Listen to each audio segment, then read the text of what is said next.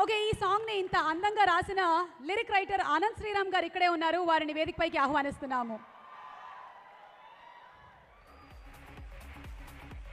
ఈ యువత గుండె చప్పుడు ఎలా పడతాడో కానీ కరెక్ట్గా పడతారు ఈ లిరిక్ రైటర్ ఆనంద్ శ్రీరామ్ గారు.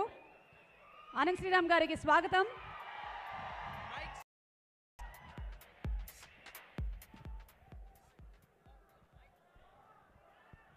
ఈలలతో,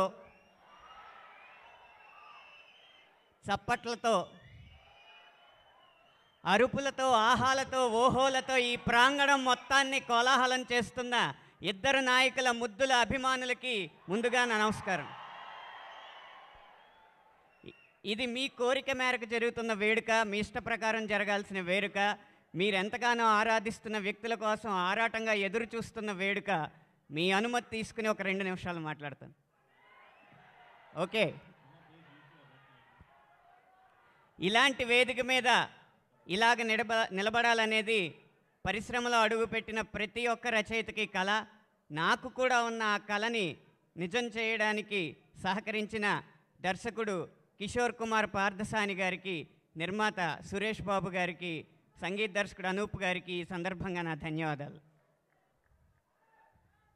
ఈ దశాబ్దంలో 2 బహుళతారా చిత్రాలు సాధ్యమైనవి అంటే అది ఆయన చొరవ వల్లే.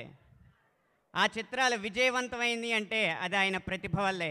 ఆయన మరెవరో కాదు, మన అభిమాన నటుడు వెంకటేష్ గారు.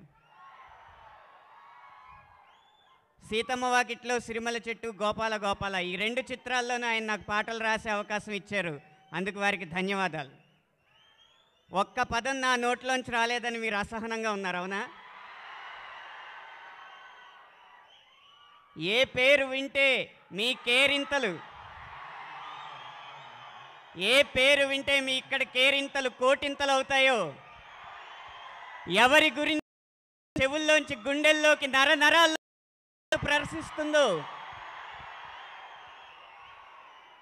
ఆ వ్యక్తి గురించి, ఆయన శక్తి గురించి, ఆ వ్యక్తిత్వం గురించి, ఆ శక్తివంతమైన జీవితం గురించి మాట్లాడడానికి ఒక్క విషయం. నేను ఒక కళాశాలకు వెళ్తే మీలాగే ఉడుకు రక్తంతో ఉరకలెత్తే ఒక యువకుడు నా దగ్గరికి వచ్చి, అన్నా నువ్వు పాటలు బాగానే రాస్తున్నావు కానీ మా పవర్ స్టార్కి రాయన్నా, ఆయన అంటే నాకు పిచ్చన్నా అన్నాడు. ఓ పెళ్ళికి వెళ్తే ఓ 50 ఏళ్ల పెద్ద ఆయన వచ్చి, బాబు నీకు మంచి భవిష్యత్తు ఉంది కానీ మా పవర్ స్టార్కి రాయి, ఆయన అంటే నాకు పిచ్చన్నా అన్నాడు.